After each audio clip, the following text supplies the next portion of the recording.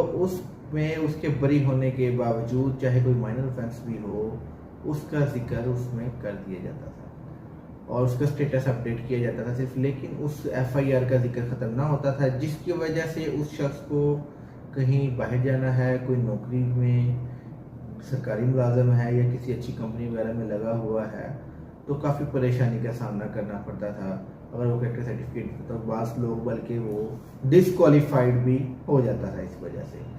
लेकिन दोस्तों, अब जस्टिस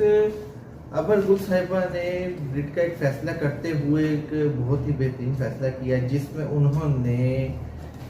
कैरेक्टर सर्टिफिकेट को बगैर किसी एफआईआर का जिक्र किए, अगर वो शख्स जो जिसने रिट फाइल की थी उस पर जो एफआईआर थी उसमें वो बरी हो चुका था, उस एफआईआर का जिक्र किए बगैर कैरेक्टर सर्टिफिकेट इशू करने का हुक्म दिया कि अगर कोई शख्स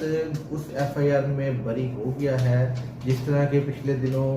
पुलिस ने वन वे पर बेशुमार कई बच्चों पे काफ़ी कई हज़ारों स्टूडेंट्स पर एफआईआर हुई, इसी तरह कोई साउंड सिस्टम एक्ट है उसके तहत माइनर ऑफेंसेस, फ्लाइंग काइट्स या कोई छोटी छोटी एफआईआर हुई होती हैं, जिसकी वजह से कल को जब वो नौकरी वगैरह करने जाते हैं तो उसमें बहुत सारी परेशानियों का सामना होता है। करेक्टर सर्टिफिकेट में जब एफआईआर का जिक्र हो जाता है, इवन कि अगर वो शख्स उसमें बरी भी हो गया हो,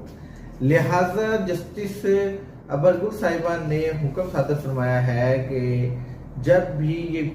करेक्टर सर्टिफिकेट आप इशू करेंगे, गवर्नमेंट की जानब से इशू किया जाएगा, पुलिस की जानब से करेक्टर सर्टिफिकेट, उसमें जो एफआईआर होगी अगर उसमें वो शख्स बरी हो चुका है तो उसमें, और उसका सीआरओ क्लियर है,